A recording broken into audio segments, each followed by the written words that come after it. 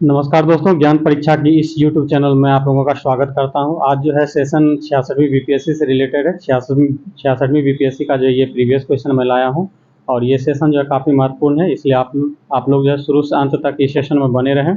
और इसमें जो है सभी क्वेश्चनों का जो है क्रमवार व्याख्या किया जाएगा। ऑप्शन पे भी हम लोग डिस्कशन करेंगे।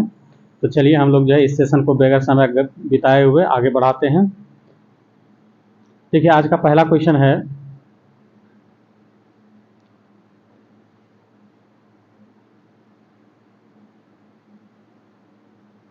आज का पहला क्वेश्चन है, निम्नलिखित में से किस हड़प्पन नगर से जूते हुए खेतों का निशान मिला है। तो देखिए, ये जो है आपको कालीबंगा से मिला है। कालीबंगा से जूते हुए खेतों का निशान मिला हो।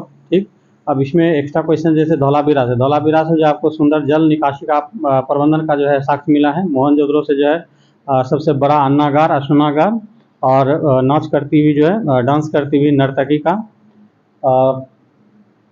साक्ष्य मिला है। और लोथल जो कि काफ़ी वेरी वेरी इंपॉर्टेंट है, ये गुजरात में जो है भोगवा नदी किनारे अवस्थित है। यहाँ जो डॉकयार्ड मिला है, मतलब बंदरगाह का साक्ष्य मिला है। ठीक, तो इसको आप नोट डाउन कर लीजिए। ठीक है, आगे हम लोग चलते हैं दूसरा क्वेश्चन में। दूसरा क्वेश्चन आपको कह रहा है, त्रिरत्न या तीन रत्न, त्रिरत्न या तीन रत्न सटीक ज्ञान, सच्ची आस्था और सटीक क्रिया निम्नलिखित में से किस धर्म से संबंधित है। तो ये देखिए जैन धर्म से संबंधित है, तो इसका राइट आंसर आपका हो जाएगा सी। जबकि बौद्ध धर्म से अगर आपसे पूछा जाए तो त्रिपिटक का संबंध है। किससे है? त्रिपिटक का संबंध जो है ये जो है आपका बौद्ध धर्म से है। क्लियर, आगे हम लोग चलते हैं। 3 नंबर में कह रहा निम्नलिखित में किस शासक ने चतुर्थ बौद्ध संगति कश्मीर में आयोजित किया था। तो देखिए, हम इसका ट्रिक जो है पिछले प्रीवियस में बता दिए थे कि अगर राजा का नाम पूछेगा तो अका अक याद रखना। तो देखिए, अका अक जब याद रखिएगा, अका अक, तो इसमें जो है आपका अजातशत्रु, कालाशोक, अशोक और ये कनिष्क आता है। तो देखिए, इसका राइट आंसर आपका सी हो जाएगा, कनिष्क हो जाएगा। 4 नंबर में कह रहा है निम्नलिखित में से किस भारतीय दर्शन ने परमाणु का सिद्धांत दिया था। देखिए, ऐसे परमाणु का सिद्धांत जो है जॉन डाल्टन महोदय दिए थे, मगर उससे पहले जो भारतीय क्या कहते हैं ऋषि दिए थे, जिसका नाम था कनाद। और कनाद यहाँ नहीं देखे, वैशेषिक लिखा है, इसी को कनाद भी कहा जाता है। ठीक, तो इसका राइट आंसर आपका हो जाएगा डी नंबर। जबकि योग दर्शन के बारे में पूछा जाए तो योग दर्शन जो है पतंजलि दिया है, सांख्य दर्शन जो है कपिल दिया है और न्याय दर्शन जो है महर्षि गौतम दिए हैं। तो इसको भी नोट डाउन कर लीजिए। आगे हम लोग चलते हैं 5 नंबर में। 5 नंबर कह रहा है आपसे कि निम्नलिखित में से कौन सा मध्यकालीन भारतीय साम्राज्य व्यापक स्तर पर स्थानीय स्वशासन के लिए प्रसिद्ध था। तो देखिए, स्थानीय स्वशासन के लिए जो है चोल साम्राज्य फेमस था। तो इसका राइट आंसर बी हो जाएगा। और इसका जो है निचोड़ जो है नटराज की मूर्ति। आपको ये भी कभी कभी कोई क्वेश्चन देखने के लिए मिल सकता है कि नटराज की मूर्ति जो है किस वंश की देन है। तो ये चोल साम्राज्य का ही देन है। क्लियर, आगे हम लोग चलते हैं 6 नंबर पे। 6 नंबर कह रहा है निम्नलिखित में से किस सुल्तान, दिल्ली के सुल्तान ने रक्त एवं लोह की नीति दिया था। तो देखिए, रक्त एवं लोह का नीति जो है आपको बलबन दिया था। और ये जो है सिजदा एवं पोगोस का भी प्रचलन किया था। और नवरोज भी उत्सव मनाने का ये जो है सिलसिला शुरू किया था। इल्तुतमिश के बारे में आप जानते हैं, तुर्काल ने चिहलगानी का स्थापना किया था, 4 गुलामों का सरदार का, और शुद्ध अरबी का सिक्का चलाया था। और उसके बाद ये जो है राजधानी आपका लाहौर से दिल्ली लाया था। और अलाउद्दीन खिलजी के बारे में आप नोट कर सकते हैं, ये जो है सैनिकों का हुलिया लिखने की प्रथा शुरू किया था। उसके बाद आपको घोड़ा दागने की प्रथा, उसके बाद सबसे महत्वपूर्ण इसका था बाजार नियंत्रण प्रणाली, ये चालू किए थे। और मोहम्मद बिन तुगलक के संबंध में एक महत्वपूर्ण जिक्र बना देते हैं, दीवान-ए-कोई जो कि कृषि विभाग से संबंधित था, और दीवान-ए-कोई का गठन जो है आपको मोहम्मद बिन तुगलक किया था। क्लियर, आगे हम लोग चलते हैं 7 नंबर में। 7 नंबर कह रहा है प्राचीनकारी पिटरा ड्यूरा निम्नलिखित में किससे संबंधित है। ये देखिए, दीवारों में अर्धकीमती पत्थर जड़कर फूलों की नक्काशी करना जो है पिटरा कहलाता था। तो इसका राइट आंसर आपका हो जाएगा ए। अगला क्वेश्चन 8 नंबर में चल रहे कह रहा है कि निम्नलिखित में से किस मुगल शासक ने चित्रकारी के लिए कारखाना बनाया था। तो देखिए, अकबर जो है चित्रकारी के लिए जो आपको कारखाना का स्थापना किया था, और इसके जो है अध्यक्ष अब्दुल समद को नियुक्त किया गया था। आगे हम लोग चलते हैं 9 नंबर। 9 नंबर कह रहा है कि बंगाल में द्विशासन प्रणाली किसके द्वारा लागू किया गया था। तो देखिए, रॉबर्ट क्लाइव के द्वारा जो है सबसे पहली बार जब बंगाल में द्वैत शासन प्रणाली को शुरुआत किया गया था। जबकि बंगाल में जो द्वैत शासन प्रणाली लागू किया गया था उसको समाप्त कौन किया था? वारेन हेस्टिंग्स के द्वारा किया गया था। लॉर्ड कर्जन के बारे में आप जानते हैं, बंगाल विभाजन इसी के समय में हुआ था। और लॉर्ड विलियम बेंटिक के लिए जो आप 3 जीके याद कर सकते हैं। 1829 में जो है सती प्रथा का अंत, 1830 में जो है ठगी प्रथा का अंत, और ये जो है शिशु बलि प्रथा को भी समाप्त किया था। ठीक, आगे हम लोग चलते हैं 10 नंबर में 10 नंबर आपको कह रहा है कि निम्न में से किसने 1893 में शिकागो आयोजित धर्म संसद में भाग लिया था। तो देखिए 1893 में जो है धर्म संसद में भाग लेने के लिए अमेरिका जो है स्वामी विवेकानंद गया था, और स्वामी विवेकानंद को तूफानी हिंदू के नाम से जाना जाता है, तूफानी हिंदू के नाम से जाना जाता है। और दयानंद सरस्वती का प्रसिद्ध पुस्तक का नाम जो था सत्यार्थ प्रकाश है। महात्मा गांधी का नवजीवन और राजा राम मोहन राय ब्रह्म समाज की स्थापना 1828 में किए थे। आगे देखिए अगला क्वेश्चन देखते हैं। वर्ष 1927 में स्वराज पार्टी का गठन किसने किया था। तो देखिए स्वराज पार्टी का गठन 1 जनवरी 1927 को कांग्रेस के भीतर ही जो है CR दास मतलब चितरंजन दास और मोतीलाल नेहरू ने किया था। क्लियर। आगे हम लोग बढ़ते हैं। 12 नंबर का रहा कि प्रसिद्ध नाटक नील दर्पण जिसमें इंडिगो की खेती करने वाले किसानों के दमन का चित्रण किया गया की रचना किसने किया था। तो देखिए ये जो है नील दर्पण का रचना जो है दीनबंधु मित्र के द्वारा किया गया था। और इससे रिलेटेड हम क्वेश्चन बता देते हैं एक और कि कभी कभी क्वेश्चन आता है कि दीनबंधु का प्रसिद्ध नाटक नील दर्पण का अंग्रेजी अनुवाद किसने किया था। तो उसको नोट डाउन कर लीजिए, मधुसूदन दत्त, माइकल मधुसूदन दत्त जो है इसका अंग्रेजी अनुवाद किया था। आगे हम लोग चलते हैं। 13 नंबर में करा 1760 वेरी वेरी इंपॉर्टेंट बंडीवास का युद्ध जो है अंग्रेज किसके विरुद्ध लड़ा था। तो देखिए ये फ्रांसीसी के विरुद्ध लड़ा था, तो इसको अच्छे से याद रखिएगा। इसमें फ्रांसीसी की हार हुई थी, अंग्रेज जीता था। इसमें और एक जीके हम आपको बता देते हैं। इसमें कभी कभी ये पूछा जाता है कि 1760 के बंडीवास युद्ध में अंग्रेज सेना नायक कौन था। तो अंग्रेज सेना नायक जो इसमें था आपका आयरकुट था। अंग्रेज सेना नायक जो था आयरकुट था, जबकि फ्रांसीसी का जो है लाली था। फ्रांसीसी का कौन था, लाली। तो इसको आप ऐसे भी अच्छे से याद रख सकते हैं, लाली को कूट दिया कौन, आयरकुट। ठीक। अगला क्वेश्चन हम लोग चलते हैं 14 नंबर में। करा कि किस अधिनियम ने भारत में पृथक निर्वाचक मंडल आरंभ किया था। तो देखिए 1909 का जो है भारत परिषद अधिनियम जो है, जिसे मार्ले मिंटो सुधार के नाम से भी जाना जाता है, मार्ले मिंटो सुधार के नाम से जाना जाता है। ये जो है सबसे पहली बार जो है मुस्लिमों के लिए जो पृथक निर्वाचन पद्धति को लाया था, इसीलिए इसको जो है सांप्रदायिक पद्धति भी कहा जाता है। आगे हम लोग चलते हैं 15 नंबर में। 15 कारा का 1831 में बुद्धो भगत कोल विद्रोह किस क्षेत्र में किया था। तो देखिए ये सिंभू में स्टार्ट किया था, तो इसका राइट आंसर आपका हो जाएगा बी, सिंभू। अगला क्वेश्चन है बिहार में 1857 के विद्रोह का नेतृत्व किसने किया था। तो देखिए 1857 में जो है बिहार का नेतृत्व जो है बाबू वीर कुंवर सिंह के द्वारा किया गया था। अगर इसका स्पेशली जगह पूछेगा तो जगदीशपुर याद रखिए, अगर जिला पूछेगा तो यारा याद रखिए, जगदीशपुर, और जिला अगर आपसे पूछा जाएगा तो आरा। क्लियर। आगे हम लोग चलते हैं। अब बाकी सब के बारे में तो आप जानते ही हैं कि तात्या टोपे जो है कानपुर से लड़े थे, नाना साहब का सेनापति था, तो नाना साहब तात्या टोपे दोनों कानपुर से ही हो जाएगा। क्लियर।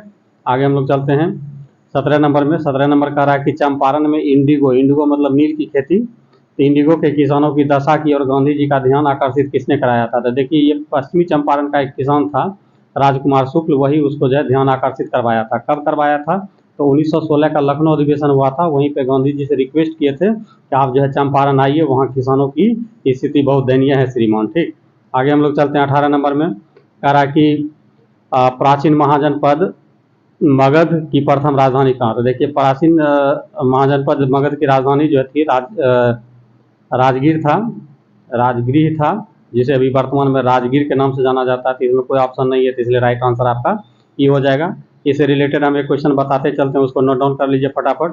देखिए जिस समय प्राचीन भारत था उस समय टोटल जो है महाजनपदों की संख्या 16 थी, और ये 16 महाजनपद का जो है जिक्र अंगुत्तर निकाय पुस्तक में है, अंगुत्तर निकाय पुस्तक में है। क्लियर। आगे हम लोग चलते हैं 19 नंबर में।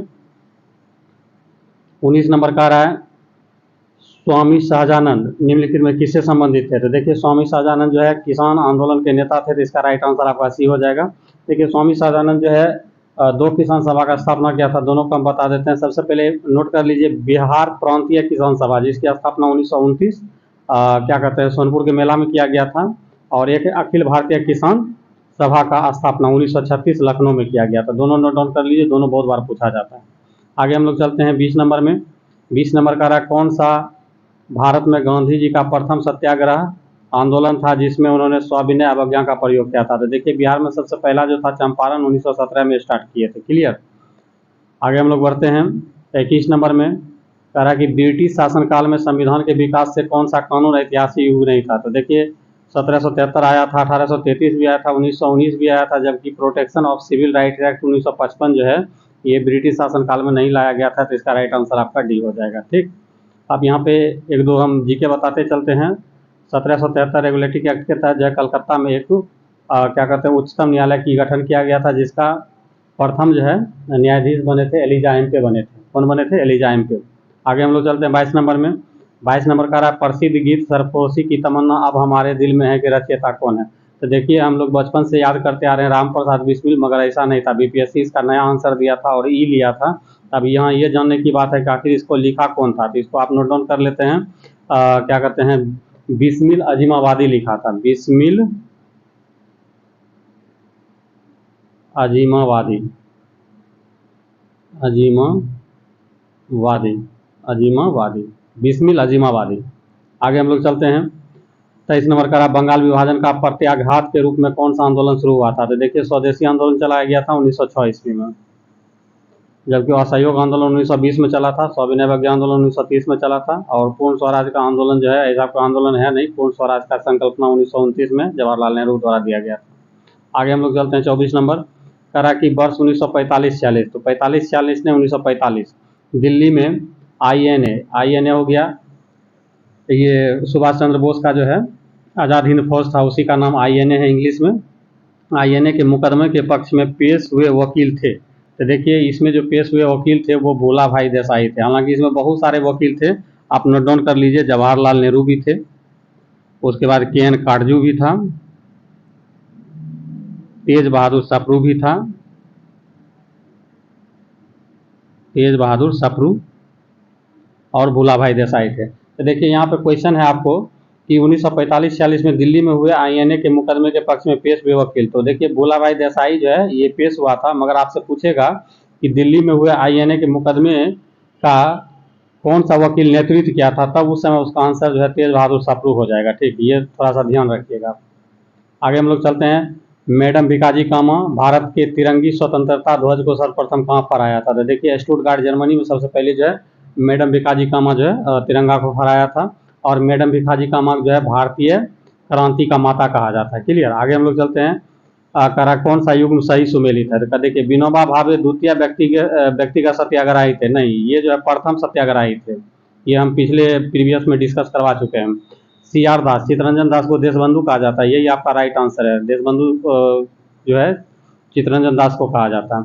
विलियम बटरबर्न जो 1907 के कांग्रेस के सभापति थे? नहीं, उस समय रास बिहारी बोस जो है इसके सभापति थे। उसके बाद श्याम जी कृष्ण वर्मा जो है पेरिस में इंडिया हाउस का स्थापना किया था? नहीं, पेरिस में नहीं किया था, लंदन में किया था ये। ठीक, तो कहने का मतलब फर्स्ट भी गलत है, थर्ड भी गलत है, फोर्थ भी गलत है, तो राइट आंसर आपका बी हो जाएगा। क्लियर। आगे हम लोग चलते हैं 22 नंबर में। 22 नंबर का रहा भारतीय राष्ट्रीय कांग्रेस द्वारा किस दिन पूर्ण स्वराज दिवस घोषित किया गया था? तो देखिए सबसे पहले यहाँ पे जीके बता दें, 1929 में जो है लाहौर में कांग्रेस का अधिवेशन हुआ था, उसका अध्यक्षता जो है जे.एल. नेहरू के द्वारा किया गया था, और वहीं जो है पूर्ण स्वराज का नारा दिया गया था। और पूर्ण स्वराज दिवस पहली बार जो मनाया गया था वो 26 जनवरी 1930 को मनाया गया था। ठीक, और इसी के याद में जो है हम लोग 26 जनवरी को जो है गणतंत्र दिवस मनाते हैं। क्लियर। आगे हम लोग चलते हैं 28 नंबर पे। 28 नंबर का रहा है कि निम्नलिखित में किस कॉलेज में गांधी जी ने पढ़ाई किया था? तो देखिए श्यामल दास कॉलेज भावनगर गुजरात में जो है ये अपना कॉलेज की पढ़ाई पूरा किए थे। तो इसका राइट आंसर आपका हो जाएगा ए। राइट आंसर आपका हो जाएगा ए। अगला क्वेश्चन है 29 नंबर में। 1857 के विद्रोह में सक्रिय भाग लिए थे? तो देखिए नाना साहब कानपुर से, सही है। बेगम हजरत महल लखनऊ से, सही है। मौलवी अहमदुल्ला फैजाबाद से, ये भी सही है। बेगम जीनत महल दिल्ली से, ये भी सही है। और ये बेगम जीनत महल कौन थे आपको अच्छे से पता होगा। बेगम जीनत महल जो है बहादुर शाह जफर की पत्नी थी। ठीक, तो देखिए इसमें कहने का मतलब ए, बी, सी और डी सभी सही है, तो इसका राइट आंसर ही हो जाएगा। क्लियर। हालांकि आप घबराने की जरूरत नहीं है। 69 बीपीएससी से जो है 4 ऑप्शन की बात कही गई है, 4 ऑप्शन दे भी रही है, तो ये ई वाला झमेला जो है अब आपको देखने के लिए नहीं मिलेगा। आगे हम लोग चलते हैं 30 नंबर में। 30 नंबर का रहा है कि किस अधिनियम के बारे में जवाहरलाल नेहरू ने कहा था कि हमें एक ऐसी कार दी गई थी जिसमें ब्रेक थे किंतु इंजन नहीं था? तो देखिए 1935 शासन अधिनियम के बारे में जवाहरलाल नेहरू टिप्पणी किए थे कि हमें एक ऐसी कार दी गई है जिसमें ब्रेक तो थे किंतु इंजन नहीं था। ठीक, तो इसका आंसर हो जाएगा 1935 अधिनियम। ठीक, अगला चलते हैं। कह रहा डांडी यात्रा कितने दिन चली थी? तो देखिए डांडी यात्रा अगर आप नोट डाउन कीजिएगा तो 12 मार्च 1930 को आरंभ हुआ था, और 6 अप्रैल को वहाँ पहुंचकर 6 अप्रैल 1930 को पहुंचकर वहाँ जो है सविनय अवज्ञा आंदोलन का सूत्रपात किया गया था। तो ये जब जोड़िएगा 12 मार्च से 6 अप्रैल तो कुल मिला के 24 दिन होता है। तो राइट आंसर आपका हो जाएगा सी, 24 दिन हो जाएगा। क्लियर। चलिए आगे हम लोग चलते हैं। 32 नंबर पे चल रहे हैं। अरे 32 नंबर पे चल रहे हैं। 32 नंबर का रहा है भौगोलिक क्षेत्र की दृष्टि से जापान का सबसे बड़ा द्वीप क्या है। तो देखिए होन्शु द्वीप जो है जापान का सबसे बड़ा द्वीप है और इसी पर जो है जापान बसा हुआ है। ठीक। अब इसमें देखिए बीपीएससी यहाँ से बहुत बार क्वेश्चन उठाया, आप गौर कीजिएगा जब प्रीवियस पे बहुत बार क्वेश्चन उठाया। एक बार जो है इसको अरेंज करने के लिए क्वेश्चन दिया था कि इसको अवरोही क्रम या आरोही क्रम में सजाइए। तो इसको हम नोट डाउन करा देते हैं, आप लोग नोट कर लीजिए। सबसे बड़ा ये है तो सब फर्स्ट इसको रख लीजिए। सेकेंड नंबर पे होक्डो आता है तो सेकेंड नंबर पर होक्डो को याद कर लीजिए। थर्ड नंबर पे क्यूशू आता है, थर्ड नंबर पे क्यूशू याद कर लीजिए। और 4 नंबर फोर्थ पोजीशन जो है तो कहने का मतलब सबसे बड़ा होन्शु, उसके बाद होक्डो, उसके बाद आपका क्यूशू, उसके बाद शिकोकू है। ठीक। तो इस तरह से ऑर्डर में भी याद कर लीजिए। आप प्रीवियस उल्टा के देखिएगा, आप जो है ना इसका ऑर्डर भी पूछा गया। अगला क्वेश्चन है ग्रीनलैंड किस देश का भाग है। तो देखिए ग्रीनलैंड जो आपका डेनमार्क का हिस्सा है और ग्रीनलैंड जो है विश्व का सबसे बड़ा द्वीप है। और दूसरा सबसे बड़ा द्वीप जो है न्यू पापुआ गिनी है और तीसरा जो है बोर्नियो है। हम देखिए जो भी जीके है बोलते जा रहे हैं, आप पेन पेपर पर उसको नोट डाउन करते जाइए तो ज़्यादा अच्छा रहेगा। या अगर प्रीवियस आपके पास है तो प्रीवियस में ही नोट डाउन कर लीजिए तो ज़्यादा अच्छा रहेगा। आगे हम लोग चलते हैं अगला क्वेश्चन में। कह रहा निम्नलिखित में से किस देश में वर्ष 2019 में सर्वाधिक सोने का उत्पादन हुआ। तो देखिए 19-20 में सबसे ज़्यादा जो है सोना का उत्पादन चाइना के द्वारा किया गया था। तो राइट आंसर सी हो जाएगा। अगला क्वेश्चन है कि निम्नलिखित में किस द्वीप में सबसे अधिक देश है। तो देखिए अफ्रीका में 54 देश है तो सबसे ज़्यादा आपका आंसर हो जाएगा ये अफ्रीका। जबकि एशिया में जो 45 देश है तो एशिया नहीं होगा। मगर आपसे पूछेगा कि सबसे बड़ा महादेश कौन है तो एशिया महादेश हो जाएगा। ठीक। मगर यहाँ पे पूछ रहा है किस महाद्वीप में सबसे अधिक जो देशों की संख्या है तो आपका 54 है अफ्रीका में। तो राइट आंसर आपका सी होगा। अगला चलिए हम लोग 36 नंबर देखते हैं। 36 नंबर आपसे कह रहा है कि भौगोलिक क्षेत्र की दृष्टि मतलब क्षेत्रफल की दृष्टि से निम्नलिखित में से कौन सा जिला सबसे बड़ा है। तो देखिए कच्छ जो है गुजरात में, ये भौगोलिक दृष्टि से सबसे बड़ा जिला है। तो राइट आंसर हो जाएगा बी। और दूसरा सबसे बड़ा जिला जो है आपका लेह है। अगला क्वेश्चन चलते हैं 37 नंबर में।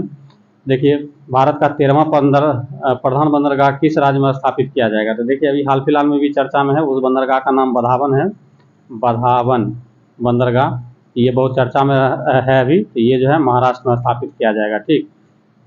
अगला हम चलते हैं 38 नंबर पे। 38 नंबर का रहा निम्नलिखित में कौन सा राज्य कौन सा राज्य भारत में सर्वाधिक सौर ऊर्जा का उत्पादक है। तो देखिए उस समय तो डाटा अलग था, अभी जो आप 23-24 का डाटा उठा के देखिएगा तो अभी सबसे ज़्यादा जो है सौर ऊर्जा का उत्पादन जो है राजस्थान के द्वारा किया जाता है। किसके द्वारा किया जाता है? राजस्थान के द्वारा किया जाता है। और दूसरा नंबर पर आपका गुजरात है। कौन है? गुजरात है। गुजरात जो है आपका सेकेंड नंबर पे है, जबकि कर्नाटक जो है कर्नाटका जो है आपका तीसरा नंबर पे है।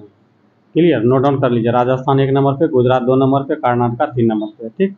आगे हम लोग चलते हैं 39 नंबर में। कह रहा निम्नलिखित कॉफी उत्पादक क्षेत्रों में से कौन सा क्षेत्र कर्नाटक में नहीं है। तो देखिए चिकमंगलुरु जो है कर्नाटक में है, बाबा बुदन की पहाड़ी भी जो है ये कर्नाटक में है, कुर्ग भी कर्नाटक में है, जबकि पुलनेज जो है आपको तमिलनाडु में। कहाँ है ये? तमिलनाडु में। तो इसका राइट आंसर डी हो जाएगा, तमिलनाडु पुलनेज।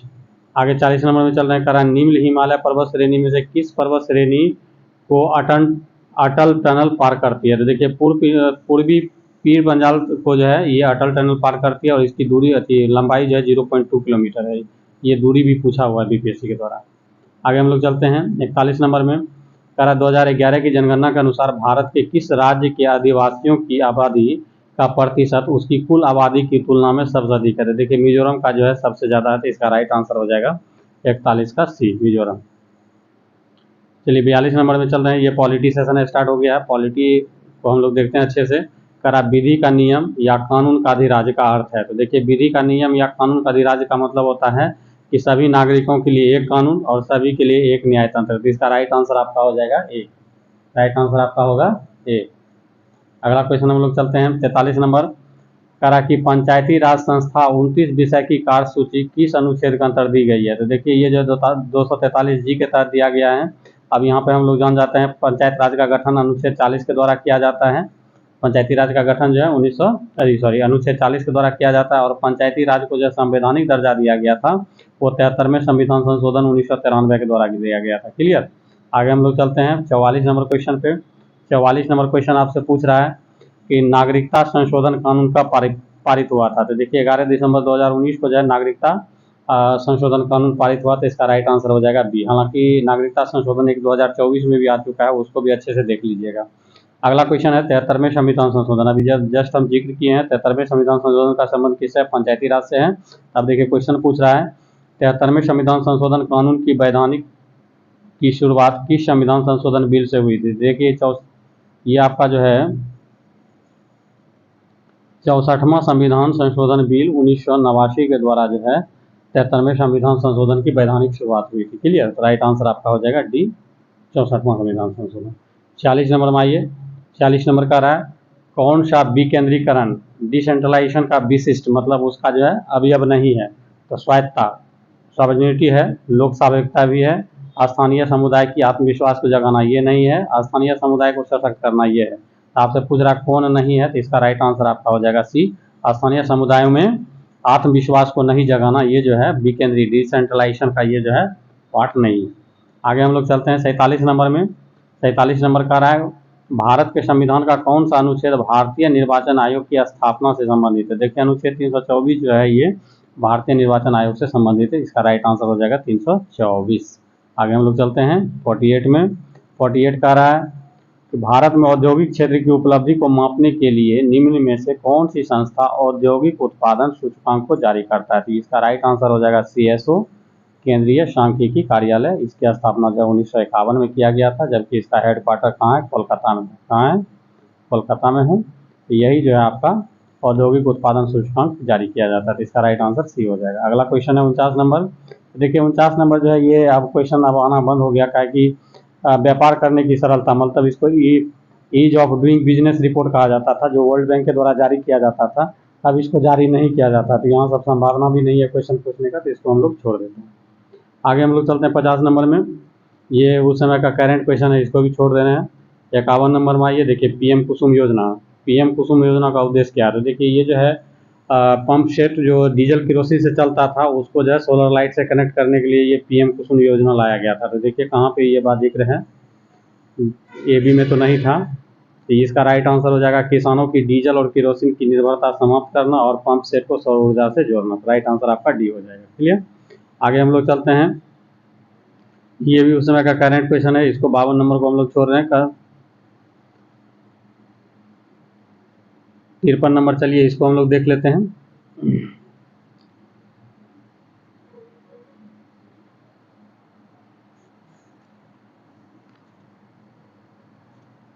तो 53 भी देखिए उस समय का करंट ही है, इस सबको नहीं देखते हैं। लेटेस्ट बजट में जो आया होगा बजट सेशन में हम लोग देख लेंगे, इसको भी हटाते हैं। अगला क्वेश्चन 54 नंबर में चल रहे हैं। 54 नंबर देखिए कह रहा है भारत में खाद्य प्रबंधन निम्न में से कौन सा एक उद्देश्य नहीं था। खाद्य प्रबंधन का जो है कौन उद्देश्य नहीं था। खाद्यान्नों का वितरण PDS के द्वारा किया जाता है, ठीक है। खाद्यान्नों का खरीद भी किया जाता है MSP के द्वारा, ठीक है। खाद्यान्नों के लिए प्रॉपर स्टॉक का रख रखाव ये भी किया जाता है, और खाद्यान्नों का निर्यात ये नहीं था, ठीक है। इसका राइट आंसर आपका डी हो जाएगा। खाद्यान्नों का निर्यात जो है ये खाद्य प्रबंधन का ये लक्ष्य नहीं था, ठीक। आगे हम लोग चलते हैं 55 नंबर, वेरी वेरी इंपॉर्टेंट। करा भारत में राजस्व घाटे से तात्पर्य क्या था। राजस्व घाटा पूछा भी जाता है, इसका डेफिनेशन भी पूछा गया, तो इसका राइट आंसर हो जाएगा बी। इसमें देखिए पकड़ने का सिंपल है कि राजस्व घाटा के लिए जो हम लोग कर्ज लेते हैं वो पूंजीगत परिसंपत्ति का निर्माण नहीं करता है, यही पकड़ने का सिर्फ एक फंडा है।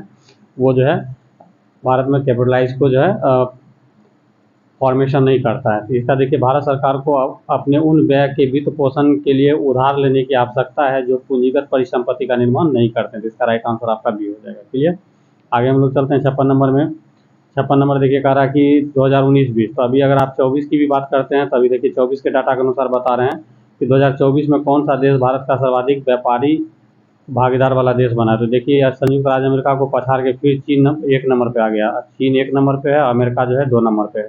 पहला सबसे बड़ा व्यापारिक भागीदार देश जो है चाइना है, दूसरा नंबर पे अमेरिका है। अगला चलते हैं 57 नंबर, ये भी उस समय का ट्रेडिशन बेस्ड क्वेश्चन था, देख लेते हैं। भारत माला परियोजना। तो भारत माला परियोजना जो है आपको रोड इंफ्रास्ट्रक्चर से था, तो इसका राइट आंसर हो जाएगा सी, रोड इंफ्रास्ट्रक्चर। जबकि इसी से रिलेटेड एक आया था बंदरगाह क्षेत्र के लिए, उसको सागर माला परियोजना कहा जाता है। नोट कर लीजिएगा, सागर माला परियोजना कहा जाता है। ठीक, और रेलवे क्रॉसिंग के लिए आया था तो सेतु सेतु भारतम योजना आया था। चलिए 58 नंबर में चलते हैं। देखिए ये साइंस बेस्ड क्वेश्चन आ गया। साइंस बेस्ड क्वेश्चन को हम लोग देखते हैं। साइंस से क्वेश्चन काफ़ी ज़्यादा पूछा जाता है, काफ़ी इंपॉर्टेंट भी है। तो देखिए इसमें कह रहा है कि दो समानांतर प्रतिरोध वाले सर्किट का कुल प्रतिरोध जो है इतना है। कुल प्रतिरोध जो है ये है कैपिटल आ। यदि एक प्रतिरोध का मान 2 किलो ओम है तो दूसरे प्रतिरोधक का मान क्या होगा। तो देखिए समांतर क्रम में जब दो प्रतिरोध को जोड़ा जाता है तो उसका जो फॉर्मूला होता है 1/R बराबर 1/R1 प्लस 1/R2 होता है। तो इसको सॉल्व कर लीजिएगा।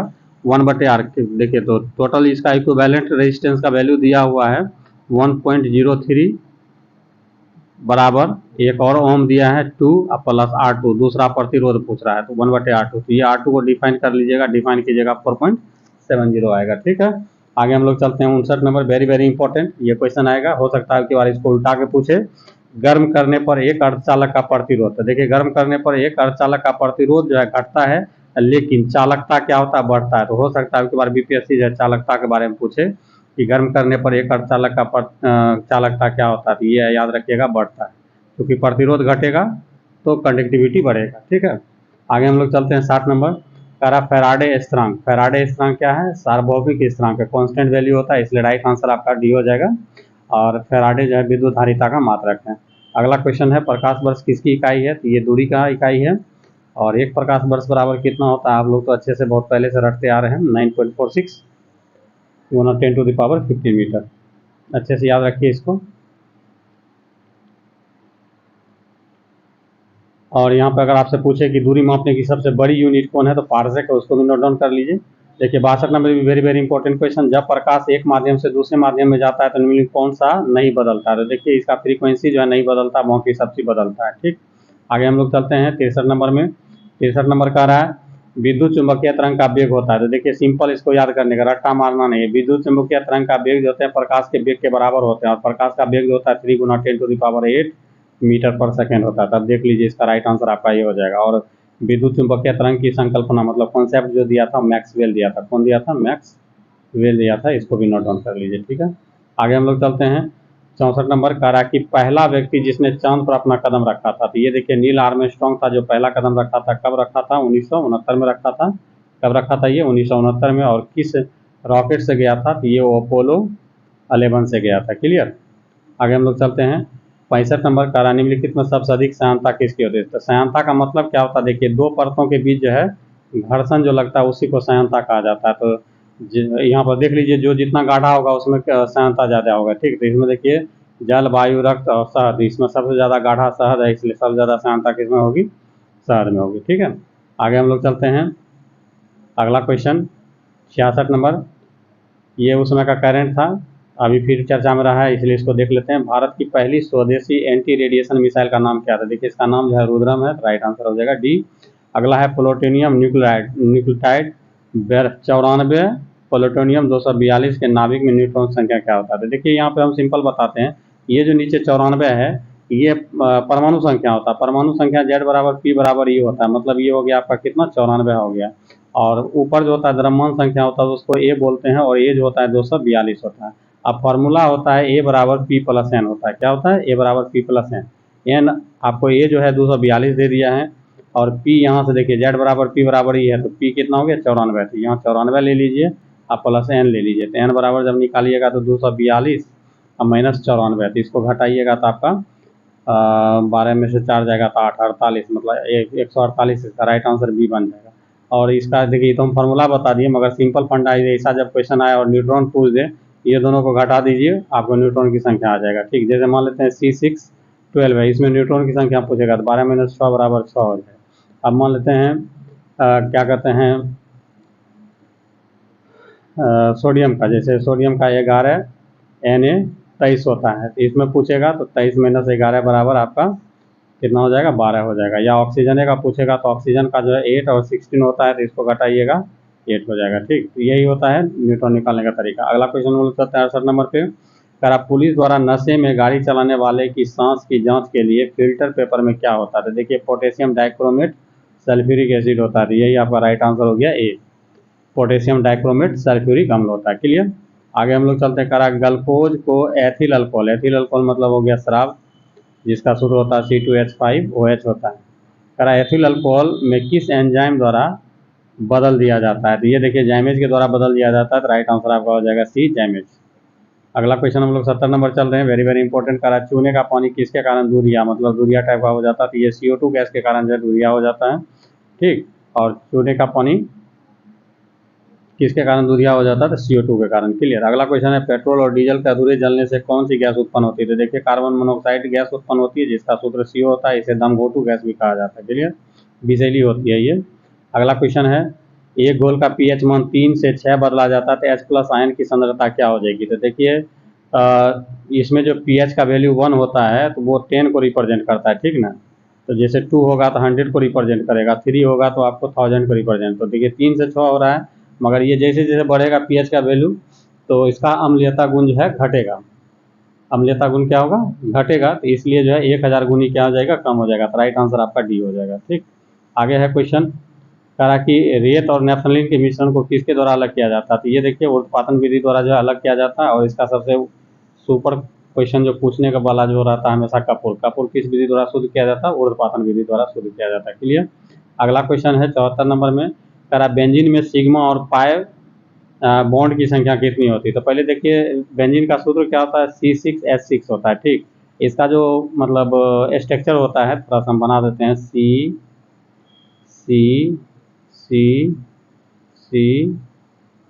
आई होप 6 हो गया है।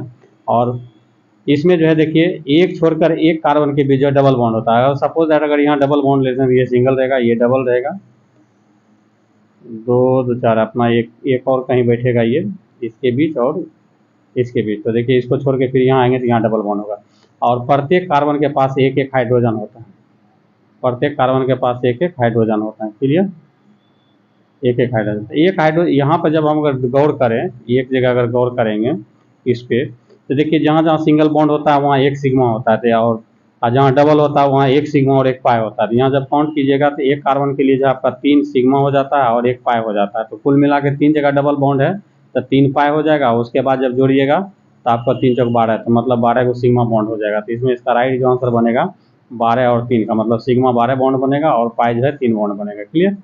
आगे हम लोग चलते हैं 75 नंबर में। 75 में कह रहा है यूरिया में उपस्थित होने वाले तत्व क्या? तो यूरिया का सूत्र होता है CONH2 का होल 2 होता है, ठीक। तब देख लीजिए कार्बन, ऑक्सीजन, नाइट्रोजन, हाइड्रोजन। तो इसका राइट आंसर आपका डी हो जाएगा। कराने की कौन उष्मा का सबसे अधिक कुचालक है? तो इसका राइट आंसर आपका शीशा हो जाएगा, शीशा जो है सबसे अधिक कुचालक है, ठीक है। आगे हम लोग चलते हैं 77 नंबर में, करा कि दूध किसका घटिया स्रोत होता है? तो देखिए दूध में कैल्शियम, प्रोटीन, कार्बोहाइड्रेट होता है, विटामिन सी नहीं होता। विटामिन सी जो खट्टा पदार्थ होता है, इसलिए विटामिन सी का घटिया स्रोत जो दूध होता है, ठीक है। आगे हम लोग चलते हैं 78 नंबर में, करा कि विटामिन जो रुधिर को थक्का मतलब क्लॉटिंग करने में प्रभावी होता है वो है विटामिन के है। बाकी यहाँ पर विटामिन ए को रेटिनॉल कहा जाता है, बी को थायमिन कहा जाता है, डी को कैल्सिफेरॉल कहा जाता है, इसको फिलोक्विनोन कहा जाता है। रासायनिक नाम सबका बता रहे थे। अगला क्वेश्चन है 79 नंबर का, महिला सेक्स हार्मोन क्या है? तो देखिए महिला सेक्स हार्मोन जो है एस्ट्रोजन को कहा जाता है, तो राइट आंसर ये हो जाएगा। अगला है पार्किंसन रोग के उपचार के विकास के लिए किसको नोबेल प्राइज दिया गया था? तो आर्बिट कार्लसन को जो है ये नोबेल प्राइज दिया गया था। राइट आंसर आपका ए हो जाएगा, क्लियर। आगे हम लोग चलते हैं 81 नंबर। 81 नंबर में कह रहा है थायराइड ग्रंथि के खराबी किसकी कमी के कारण होता है? तो थायराइड देखिए थायराइड ग्रंथि जो है आयोडीन के कमी के कारण खराब होता है, तो इसका राइट आंसर हो जाएगा सी, आयोडीन।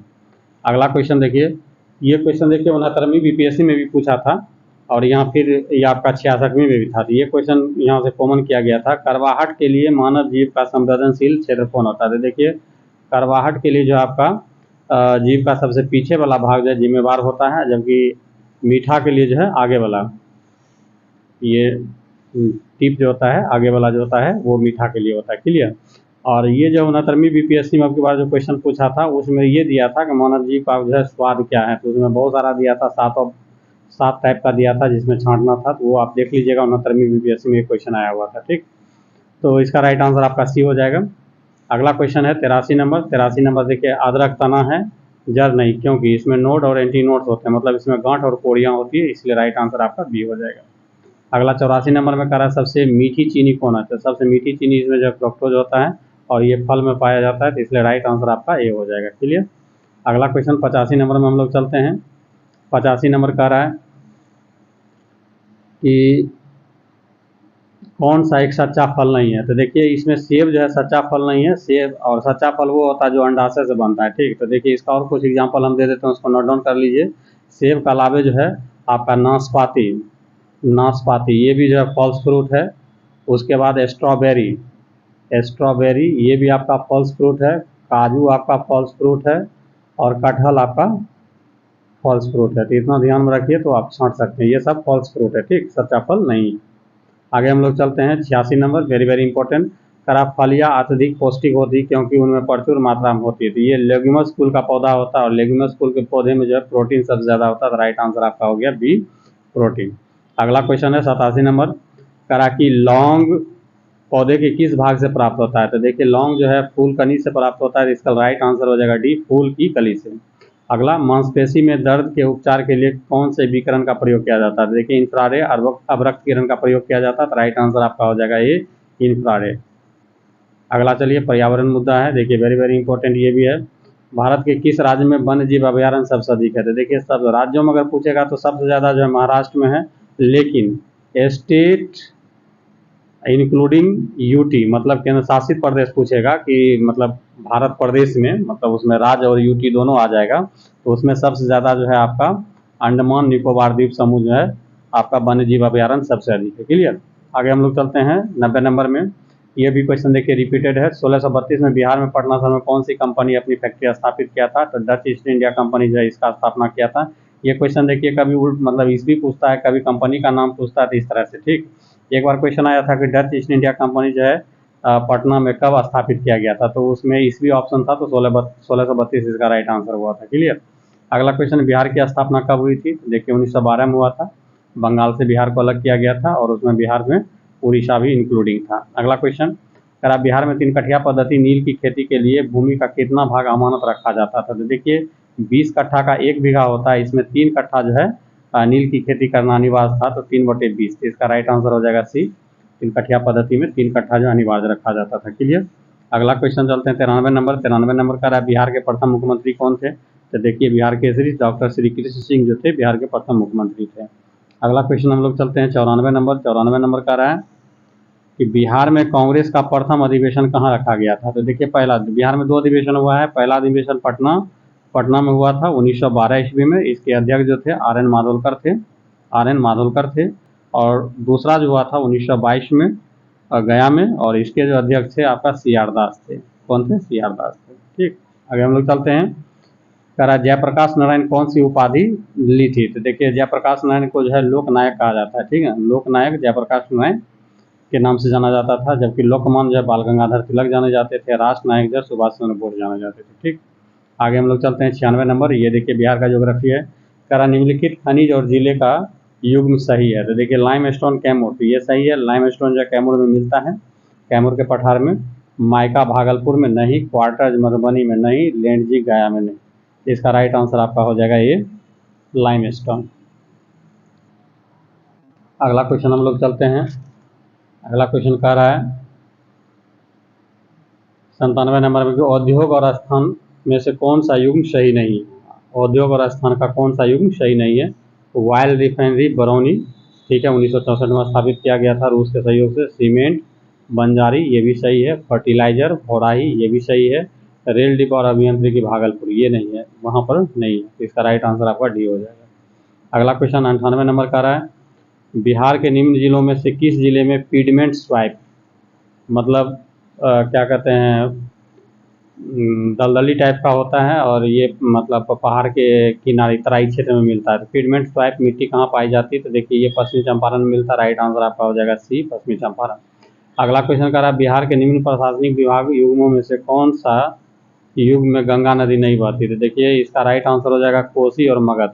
कोसी में जो है 3 जिला आता है, सहरसा, मधेपुरा और सुपौल, तो उसमें भी गंगा नहीं बहती है। मगध में जो है उधर आपका गया आ जाता है, औरंगाबाद आ जाता है, और जो भी आता है उसमें जो है गंगा नहीं बहती। तो इसका राइट आंसर आपका डी हो जाएगा। क्लियर। आगे चलते हैं 100 नंबर में। 100 नंबर में कह रहा है कि जनजाति और जिले का युग्म सही नहीं है। तो देखिए संथाल बांका में संथाल नहीं मिलता है। संथाल का सबसे ज़्यादा जो है क्षेत्र जो है भागलपुर है, पूर्णिया है, सहरसा है। मुंडा जो है जमुई में नहीं मिलता है, ये आपको मुंडा सबसे ज़्यादा कटिहार में मिलता है। ठीक है, कहाँ मिलता है? कटिहार में। उड़ाव सुपौल में, तो ये भी नहीं है। ये उड़ाव जो है आपको रोहतास और कैमूर में मिलता है। खरवार का भी क्षेत्र भागल, मतलब इसमें किसी का मिलान सही नहीं है, राइट आंसर ही हो जाएगा। अगला चलिए 101 नंबर में कह रहा है कि बिहार राज्य के कुल भौगोलिक क्षेत्र की तुलना में समस्त वन्य क्षेत्र हैं। तो देखिए 7 अभी जो वर्तमान में 7.84% है, तो इसको याद रख लीजिए। आगे हम लोग चलते हैं 102 नंबर में। 102 नंबर कह रहा है कि निम्नलिखित में किस जिले में बिहार का एकमात्र राष्ट्रीय उद्यान है? तो देखिए वाल्मीकि टाइगर रिजर्व जो है पश्चिमी चंपारण में, तो राइट आंसर हो जाएगा आपका सी, पश्चिमी चंपारण। कह रहा बिहार में प्रवाहित होने वाली नदियों में से कौन उत्तर की ओर प्रवाहित होने वाली नदी है? उत्तर की ओर प्रवाहित होने वाली नदी है। तो देखिए ये सब उत्तर से प्रवाहित होती है, उत्तर की ओर नहीं होती। बागमती भी उत्तर से होती है, कोसी भी उत्तर से, कमला भी उत्तर से, मतलब इसका डायरेक्शन जो बहाव का होता है नॉर्थ टू साउथ होता है। मगर यहाँ पूछ रहा उत्तर की ओर कौन बहा रहा है, मतलब उसका डायरेक्शन होना चाहिए दक्षिण से उत्तर होना चाहिए। तो इस आधार पे तो इसमें कोई नहीं हमको लग रहा है, तो इसका राइट आंसर ई होना चाहिए। क्लियर। और आगे जो है 2 क्वेश्चन आपको जो है ये करेंट बेस्ड क्वेश्चन ही है, 2018-19 का जो है ये लिया गया है। तो इसको अभी हम लोग को देखने से कोई फ़ायदा है नहीं।